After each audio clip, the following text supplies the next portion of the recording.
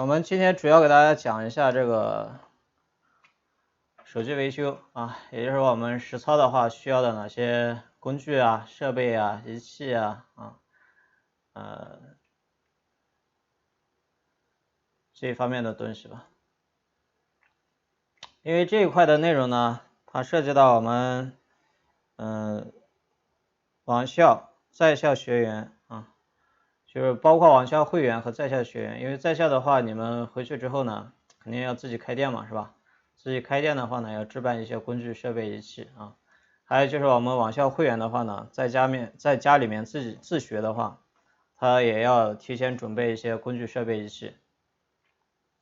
因为你自学手机维修啊这一块的技术的话呢，一般呢就是说我们是看网络视频啊，或者是看一些直播，但是看完之后呢，你要立马上手去实际操作啊，要巩固你当天所学的这些内容啊。如果你不操作的话呢，去看的话呢，其实效果也并不是特别好。理论的话呢，我们就直接可以去学啊，因为特别是实操这一块的话呢，因为我们要提前呢，要去把这一块的，因为实操它是分两部分的啊。第一个呢，就是说我们实操理论，实操这一块呢也是有理论的。另外一个呢，就是实操本身。实操本身呢，实操啊，所谓的实操呢，就是实际操作。这里面呢又分为好几个板块啊，因为你实际操作的话，你操作什么，是吧？比如说我们手工呢，也是实操里面的一部分，手工的练习啊，机器的拆装、屏幕分离还有我们主板的维修，这些都属于实际操作的内容啊。因为实操这个范围它是比较广的，只要你动手操作了，都把这个分为实操的内容啊。那么我们在实操的时候呢，肯定是需要一些工具啊、设备啊、仪器啊等等啊。那么我们今天主要给大家讲的就是我们在实操的时候需要提前去准备这些东西啊。如果没有这些工具的话，也是没办法实操的。就是有一句话是这样说的嘛，就是没有这个金刚钻啊，就不能揽这个瓷器活嘛。首先你要有这个金刚钻啊，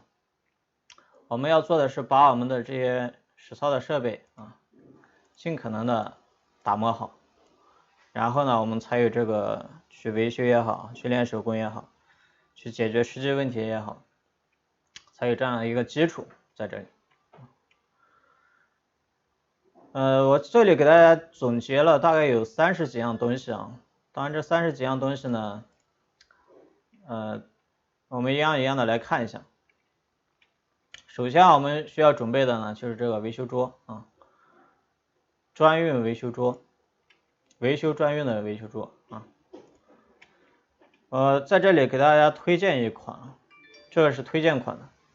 当然，实际上的这些工具设备仪器的话，也根据自己的需求啊，或者根据自己的实际情况呢，大家到时候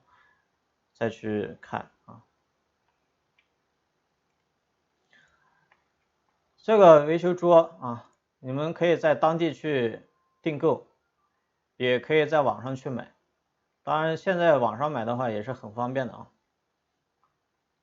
这个是在淘宝上找到的一款。这种结构的维修桌呢，通常是在工厂里面用的啊，工厂里面几乎用的都是这种维修桌啊，流水线上面也是用的这种工作台，用的是比较多的。当然，适不适合你在家里面用啊，或者是你在店里面用，根据自己的实际情况呢来看。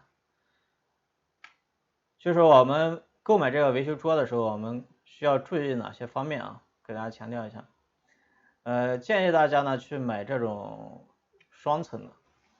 啊，就至少是双层的。我们在这里呢是3层的，这是我们的主要的操作平台啊，这是一层，对吧？上面呢还有一层呢，这个是我们的设备层，设备区就是放一些主要的设备的啊。还有最上面这一层呢是我们的照明区域啊，灯光照明。还有就是有时候呢在上面可以放一些这个离子分机啊。在这个最上面的这一层可以架一个离子分机，吹这种离子分下来啊，来防静电。还有就是这个工作台啊，建议大家去买这种带静电皮的啊。不带静电皮的话呢，你自己要在上面铺设静电皮啊。因为我们手机这种电子产品呢，它对静电是比较敏感的啊，特别是在北方冬季的时候，对静电是非常敏感的。如果不做防静电处理的话，你这个机器修完之后可能会有隐性故障，或者返修率就会比较高。这个因为我之前在北方也修机有体验过啊，特别是冬天的话，手机呢特别容易出现自动关机的这种现象啊，就是手机本身的防静电措施做的不是特别好。还有就是如果你防静电措施做的不是特别好的话，你修完机器，它的返修率就会比较高啊。因为当时你测的时候这个故障可能是好的，但是回到家没用几天之后呢，它这机器又出现其他的问题了。这种都是被静电激过以后啊，造成隐形故障，导致你的返修率增加的。还有就是本来是一个很简单的故障，结果你防静电措施做的不是特别好的话，它会把这个故障呢扩大化啊，就会造成新的一些其他的故障。所以这个维修台面上面的这个静电保护措施呢，也首先一定要做好。当然我们在这个上面也可以看到啊，就是说它单独呢上面也有卖这个防静电皮的啊。如果你的桌面啊不是我们刚才推荐的这种维修桌面的话，可能是木质的桌面啊，也可能是其他材质的桌面。不管是什么桌面呢，建议大家啊上面一定要铺设这种防静电皮，而且这个静电皮呢最好是要接地。静电皮啊，就像这种一定要接地，它这里有个接地环啊，就是我们一定要做接地的一个处理，不然的话，你这个静电皮铺上去之后呢，效果可能也不是特别好啊。就是这种静电皮上面专用的一个接地的一个东西啊。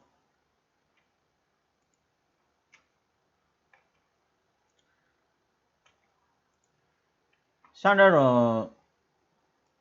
双层的啊，上面这一层可以放一些分枪呀、烙铁呀这种工具，桌面上就放一些小工具啊，比如说我们的洗碗水呀，是吧？啊，镊子呀，这个螺丝刀啊等等。稍微大一点的工具呢，可以放到上面啊，上面也可以放示波器啊、分枪、烙铁这些稍微大一点的设备啊。下面就放一些辅料啊，放一些小一点的工具。还有就是这个区域就是我们主要的一个工作区。当然这个桌面呢，它是旁边呢也可以再放一个显微镜啊，到时候看你们自己怎么安排这个区域。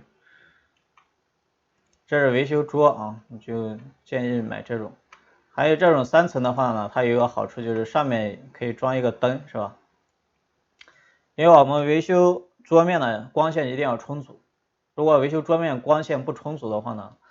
就是看起来特别累啊，特别是手机这种精密元件比较多的这种主板，上面元器件都比较小，光线不充足的话呢，很多你都看不清楚。上面最好再加一个灯啊，因为这个桌子呢，它本身上面就是有灯的啊，自带的应该是啊。好，这是我们的维修桌面啊。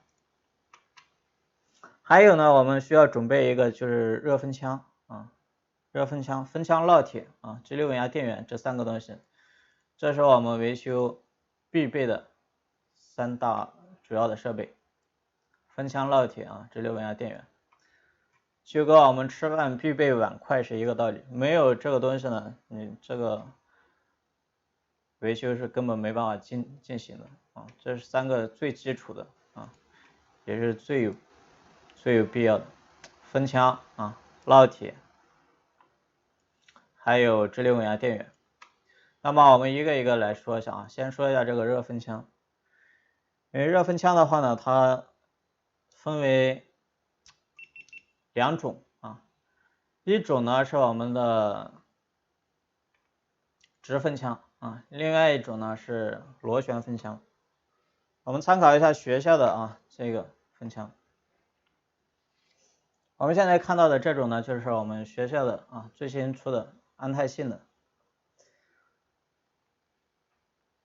这边啊这边这个是我们的直分腔，当然这个分腔呢，它也可以把它变成这个螺旋分腔的，因为这台分腔呢，它是直分腔和螺旋分腔一体的，啊，只要换个分腔嘴就可以切换了。这边这个分腔嘴啊，这种呢就是我们螺旋分腔的分腔嘴，它里面有这种处理过的这样一个结构啊，多了这样一个结构。还有这种呢是我们直分腔的，就是它里面什么都没有啊，它的风呢是直接出去的。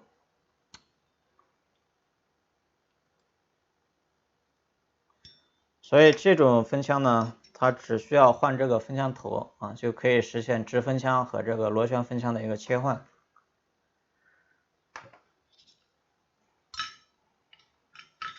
安泰性的啊，分腔。当然这个是我们推荐的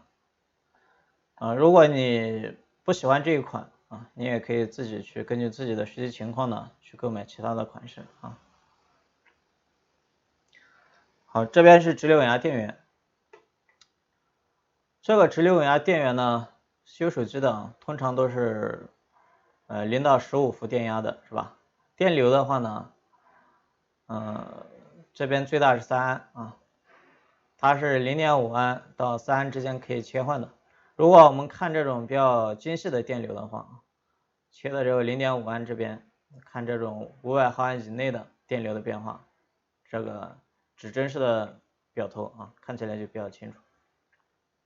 如果需要看大电流的话呢，就把它切换到3安这一块啊，看0到3安这一块，也就是0到3000毫安的。3安的这个直流稳压电源够不够呢？就是我们一般修机的话呢，基本上已经足够了。但是如果你烧机的话呢，3安可能稍微还是有点弱啊。如果你有条件的话呢，可以去买一个5安的啊，就是0到5安的，烧机的话基本上就够了啊。如果你不是用直流稳压电源烧机的话，那这个3安的也够了。因为我们烧机的话，即使你买一个5安的直流稳压电源的话，有些可能也不一定能烧得出来。所以到时候呢，我们会做一个烧机神器啊。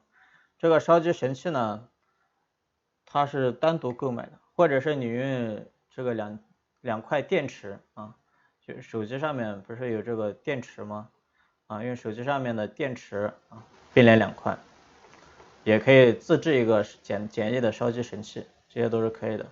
如果你考虑到你后期要做单独的烧机神器，或者购买单独的烧机神器的话，那么这个直流稳压电源的最大电流呢就没有什么特殊的要求了。你直接买0到3安的也完全够用了啊，买0到5安的也可以，0到3安的也可以。因为我们只是为了手机正常开机的话，3安就已经绰绰有余了啊。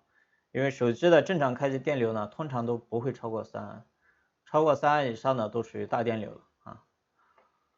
所以这个直流稳压电源这一块啊，你根据自己的情况来定。那么你直接买这一套工具啊，这是一套组合工具，安泰信的这一套组合工具，分腔、电源啊、烙铁这里都配齐了，你买这一套就完全就日常修机的话完全是够用的啊。因为我们烧机的话是不指望这个直流稳压电源来烧机的，我们有单独的烧机神器，所以这个电源啊，它主要作用呢是用来开机来用的啊，测机来用的，我们并不指望它来烧机，所以我们对它的最高的电流的要求呢，并不是特别高。啊，这是我们的电源这一块，还有一个呢就是我们的烙铁啊，我们看到的这个呢就是我们的电烙铁啊。烙铁这一块需要强调的就是我们的烙铁头啊，就是你们购买烙铁的时候呢，它这边我们要配什么样的烙铁头？我们用的最多的呢其实是这种尖烙铁啊，那有时候呢，我们也会用那种刀型烙铁，刀型烙铁呢，有时候也会用到啊。尖烙铁呢也会用到，这种尖烙铁呢，我们可以去拖一些主板上面焊盘上的锡啊，或者有时候飞线的时候会用到。关于这个烙铁头的类型呢，其实有很多啊，大家自己可以在网上去看一下。你可以把各种类型的烙铁头呢各买一个啊，因为这种东西呢并没有什么特别的一个规定啊，就是你到时候用的时候看用哪一个比较习惯啊，你习惯用哪一个就用哪一个。各种款式的烙铁头啊，全部买过来你自己去体验。还要准备一个这个苹果、安卓各机型的一个专用电源线啊，至少一套。电源线啊，在这里呢，我们自己用的呢是这种电源线啊，就是接到直流稳压电源上面，这边呢有专用的这个接头啊，各个机型的都有。苹果这条线呢，它主要是以苹果的机型为主啊，没有安卓的。因为这种电池座呢，它必须要用这种卡扣式的这种才可以接啊，不像很早以前的功能机呢，直接用这个正负的这个镊子呢就可以夹这个电池触点。因为现在的电池触点呢，必须要用这种专业的啊这种电源线才可以，所以要准备一条电源线啊，就是苹果的准备一套。苹果的准备一套，还有呢，就是我们安卓的呢，也需要准备一套。电源线在这个淘宝上也都是有的啊，到时候自己在淘宝上看一下，反正到时候自己搜一下啊，苹果测机的专用的电源线，上面有大把的啊，有很多种，什么潜力的呀，是吧？还有这些不知道什么牌子的，反正这个电源线肯定是需要准备的啊，苹果的。还有安卓的，安卓的其实种类更多了啊，到时候大家自己去看一下啊，因为安卓的机型是比较多的，品牌也比较多，几十款安卓机呢，几十个品牌啊，还有将近800多款机型，它有些呢电源线不一定有专用的，但是主流机型的一般都会有啊，比如说像华为啊，是吧？小米呀、OPPO、vivo 的这些主流机型的电源线呢，在网上淘宝上应该可以找得到，所以再准备一组安卓机型的电源线，因为我们修机的话，有时候不光是修苹果的嘛，安卓机肯定也要修，是吧？安卓机没有电源线的话，开机也开不起来啊，有些有电源线的也开不起来，它需要电池才能开启。但是电源线最好还是准备一下啊。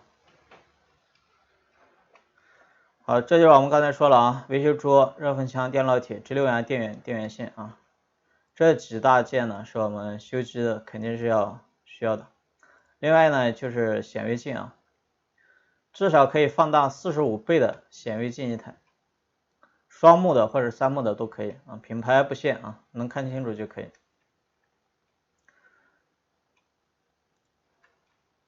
显微镜在淘宝上也有。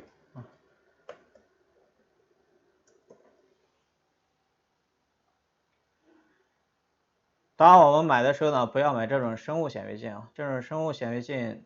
在维修的时候是用不到的，是吧？我们就用维修的显微镜，像这种是吧？像这种还是可以用的啊，放大45倍就可以了。像这种能放大1000多倍的或者2000多倍的，这种可以把细菌看得很清楚的这种显微镜，我们维修肯定是用不上的。还有这种能放大5000倍的啊，维修的时候也是用不到的，它们是用来看一些什么微生物啊、细菌之类的，跟维修没有关系的。我们和维修有关系的呢，就是能放大45倍左右就可以了啊，像这种。至于你用什么牌子呢？到时候自己去看一下啊，因为这个品牌呢跟这个价格是挂钩的，你买品牌的话价格肯定也不便宜，所以根据自己的实际情况呢去选就可以了。显微镜啊，显微镜是要有的。那这个就是我们学校用的显微镜啊，我们学校之前用的3M的一个显微镜。这边所谓的3M呢，就是说它这边可以加一个电子显微镜，电子图像输出的啊，这2个是光学的啊，这边是一个可以另外再接一个显示屏啊或者什么，可以让别人也可以看得到的啊，这就是属于3M的。双目的呢，就是没有电子显示屏这一块啊，没有电子显微镜这一块，只有光学这一块啊，纯光学的。那我们做维修的话，其实如果你只是自己看的话，双目的就够了啊。如果你还要把这个画面给到客户去看，或者给到你的徒弟去看啊，或者是给到其他人去看的话，那肯定是3目的比较好一些。好，除了显微镜以外呢，我们还需要一个万用表啊。那么万用表这一块呢，需要注意的是什么呢？其实万用表的种类呢，可以分为2大类啊。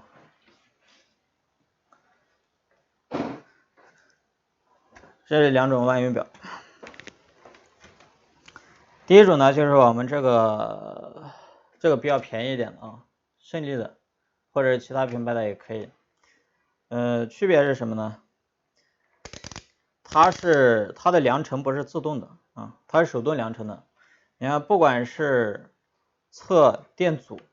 值啊，还是测这个电压，还是测其他的啊，所有的量程呢都是手动调节的。这是一大类啊，另外一类呢就是像这种，这是福禄克的，它的特点呢就是说它的量程啊是自动的，当然这个测试的种类是手动的啊，比如说这里测电压的，测这个电阻的啊，还有测这个电流的，这个你要自己去选。还有最新的一种万用表呢，就是说你什么都不用选的啊，不管是量程也是自动的，包括你测量类型呢，它也是自动的啊，那种的话就可能更高级一点，是吧？但是我觉得你们自己根据自己的情况来选啊，就是说你选择这种纯手动的量程的万用表也可以，选择这种自动量程的也可以啊，就是根据你自己的实际情况来选啊。品牌的话就推荐啊，初期呢推荐用胜利的啊，因为这个性价比比较高一点，这个比较便宜啊。后期的话如果有条件的话再买这种福禄克的，因为福禄克的话这个价格是比较贵的，像这一款的话500-600块钱啊，但胜利的这个就几十块钱、上百块钱就可以了。这2种万用表呢，它各自有各自的优点和缺点啊。自动挡的，它这个测量的时候呢，就不用去手动调节量程，所以它一下子就可以测出结果，这个很方便。但是它的缺点呢，就是测量的反应速度呢，可能稍微慢一点啊，就反应速度稍微慢一点，但是这个完全可以接受。手动量程的这种呢，就是说它测量的反应速度会比较快，但是它的缺点呢，就是说你要去调量程，但是你调量程你不知道你被测元器件的这个具体参数的话，你去调量程呢，那效率远远比这个自动挡的呢要低很多。虽然手动挡的你知道，比如说你知道这个电阻是一个100K 的电阻，你把量程选到200K，它立马就能测出来结果啊，反应速度很快。但是呢，前提是你要知道被测的元器件的参数，这样的话手动挡的效率、反应速度呢是要比自动挡的要快一些。但是如果你不知道这个被测电阻组织是多大啊，你才要一个一个去试的话，那肯定是自动挡的这个效率更高了。你直接调到欧姆档啊，它一下子就可以给你测出来，你不用选良辰，一下子就可以测出来。所以这两款万用表呢各有优势啊，各有劣势。到时候我们实际测试的时候呢，给大家再去演示啊，到时候我们在实际测量的时候呢，再给大家看一下这个优势劣势，然后你根据实际情况啊来自己再确定到底是选择手动挡还是自动挡。这是万用表这一块，但是不管怎么样，万用表你肯定是需要准备的啊。如果没有万用表的话，就没办法测量，没办法测量的话，那你修机也就没办法下手了，是吧？测量是基础嘛。好，另外一个呢，就是需要准备一台示波器啊。示波器的话，怎么说呢？示波器前期你可以不用准备啊，有条件的话就提前把它准备好。如果你觉得示波器没有条件去购买，因为示波器的话，其实它也不便宜啊。示波器入门级别的2、3千块钱啊，好一点的5、6千、7、8千、上万的都有啊。所以前期的话不准备也可以啊。如果你要准备的话呢，就是优先考虑泰克的啊，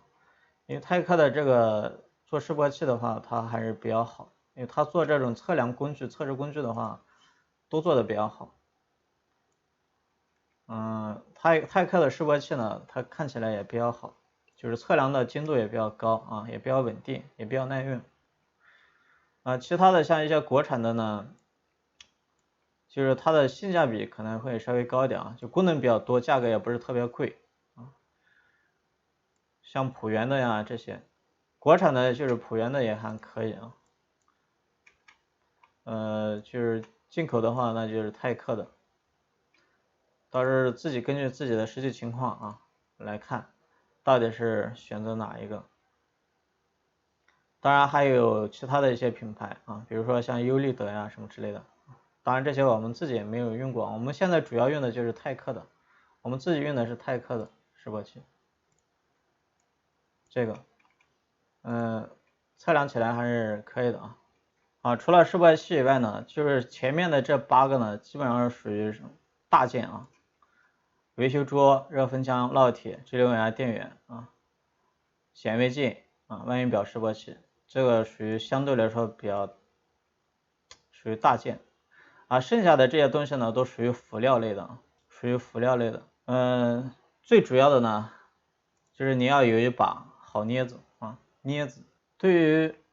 维修来讲啊，镊子是非常重要的。镊子可以说是相当于你吃饭的筷子一样啊，如果没有一把好的镊子，搞维修是非常头疼的啊，因为有很多小元器件你根本就夹不起来啊，特别是像这种01005分装的电阻啊、电容之类的、电感之类的，如果你的镊子不是很好的话，那种要么就夹不起来啊，要么就夹起来就飞掉了。所以镊子很重要，在搞维修的，特别搞手机维修的，一把好的镊子绝对是可以给你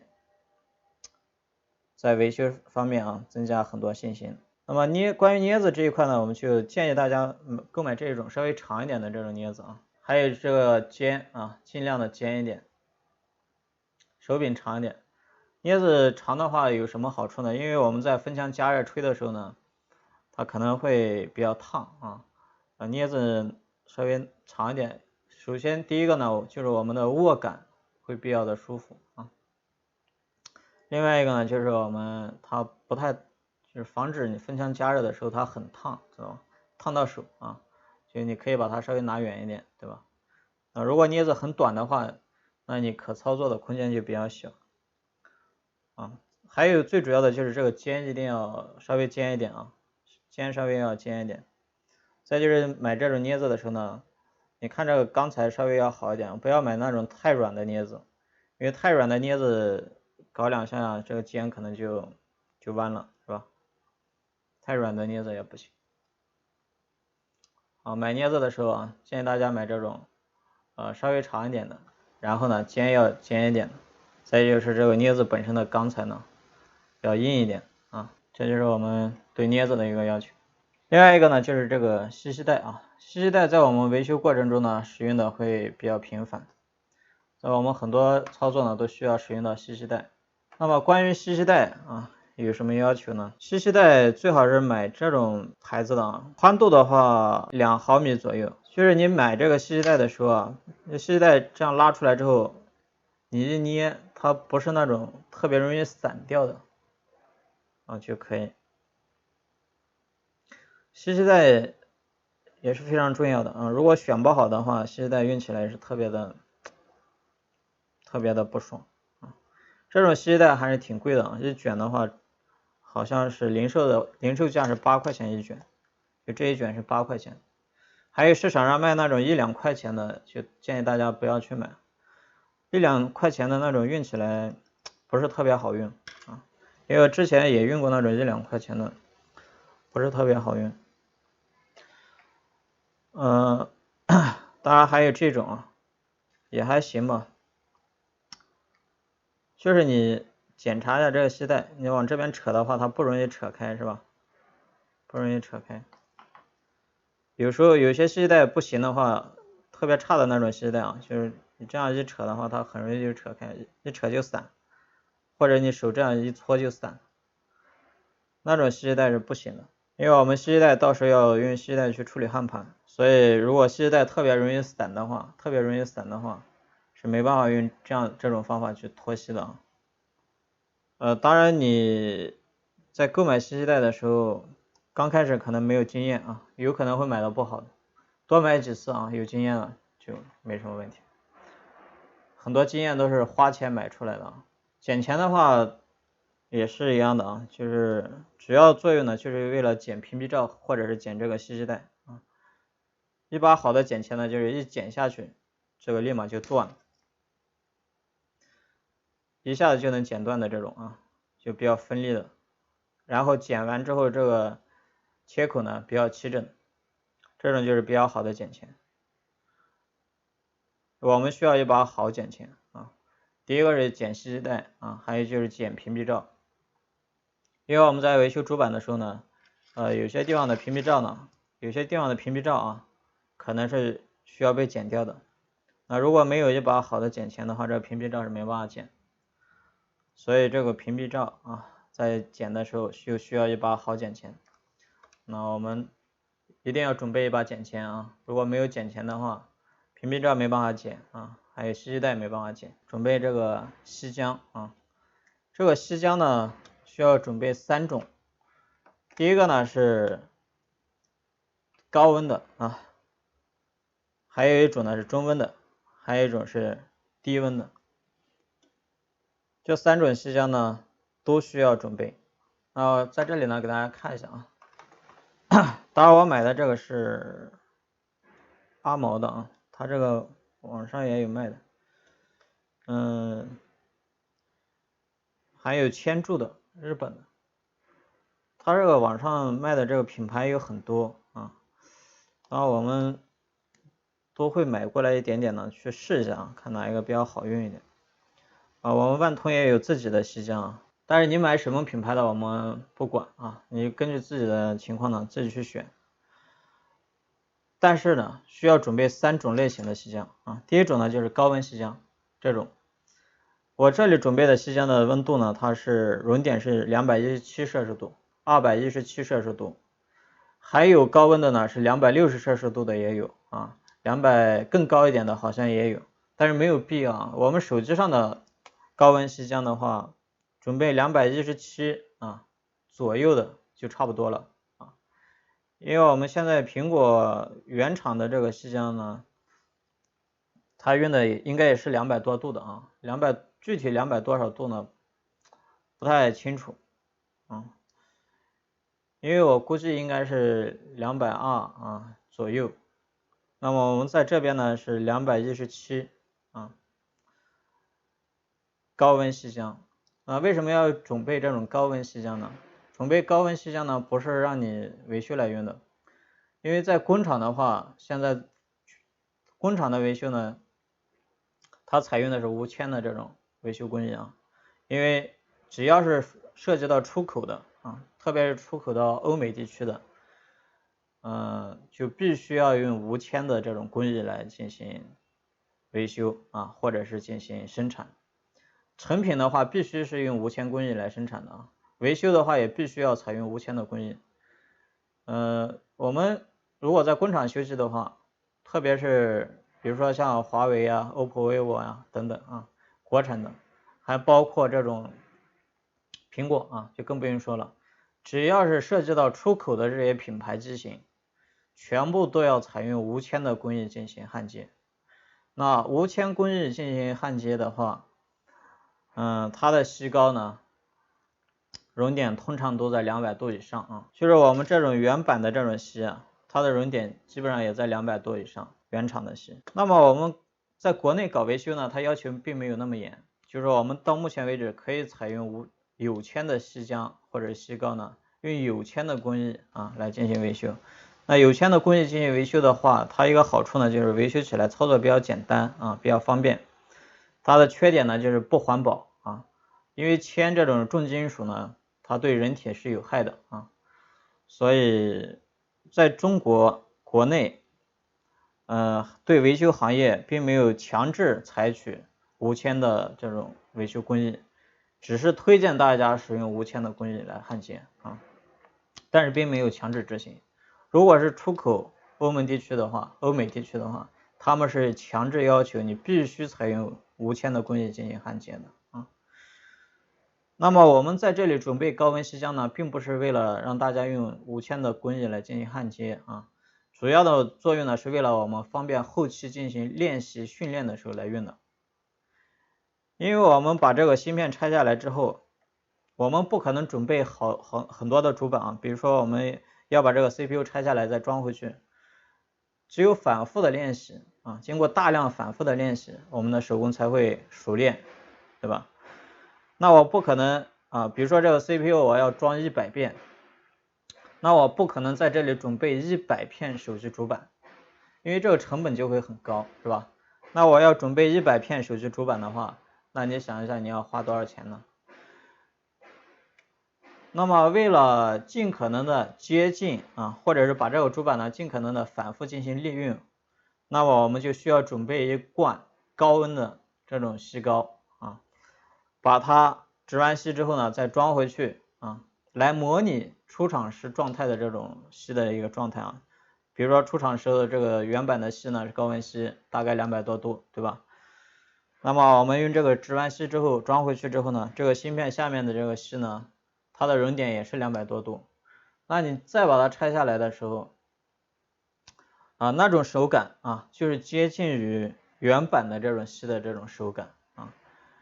就是我们知道原版的锡，它在拆装的时候，大概是一个什么样的状况啊？经过这种反复的练习，那么对我们将来去拆一个没有被拆过的啊，比如说这个完全是一块新板啊，顾客的板，没有被拆过的，因为我们经过了大量的长期的这种练习啊，已经知道了这种锡的熔点，还有它的一个分腔要加热多长时间，是吧？要加热多久？什么时候是正确的翘胶的一个时机啊？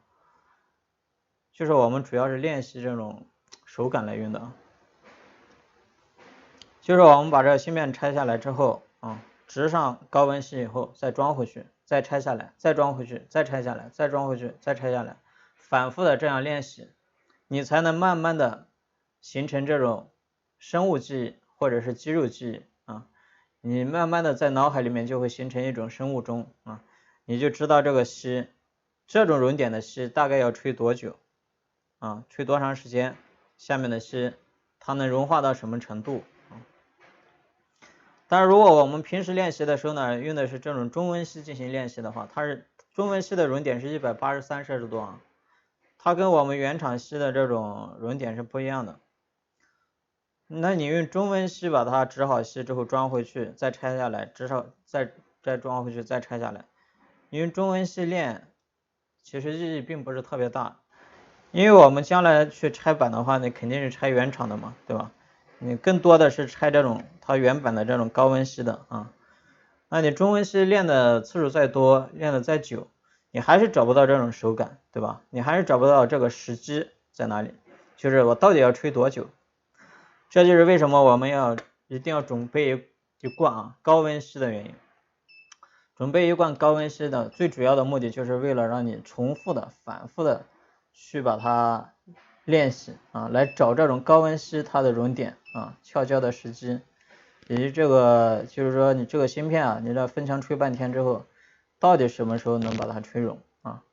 到底要用多久？只有这种高温吸你才能找到感觉的你才能确定这个时间，才接近于它原厂的这种真实的拆卸的一个时间呢当然我们还需要准备一个这个中温吸中温吸这个熔点呢是183摄氏度的。中温吸的作用呢，就是我们在拆下来之后，再装回去的时候呢，我们把它就是正常维修的时候拆下来再装回去的时候呢，直成中温吸的183摄氏度，你把它装回去，它的安装的速度呢，肯定要比高温的要快而且呢，它这个更容易操作一点更容易操作一点。如果是高温的吸膏，你制好之后呢，你去安装那你要吹很久，它就很容易把芯片吹坏所以它芯片它就存在一定的风险。我们在真正维修的时候呢，把它制成中温吸的这样的话就容易吹上去了，容易吹上去，芯片受热的时间就会比较短一些当然它装完之后呢，强度还是有的所以中温吸是用我们进行正常维修的时候来用的主要是中温吸。高温吸呢，主要是我们练习的时候来用的准备高温吸是用来练习使用的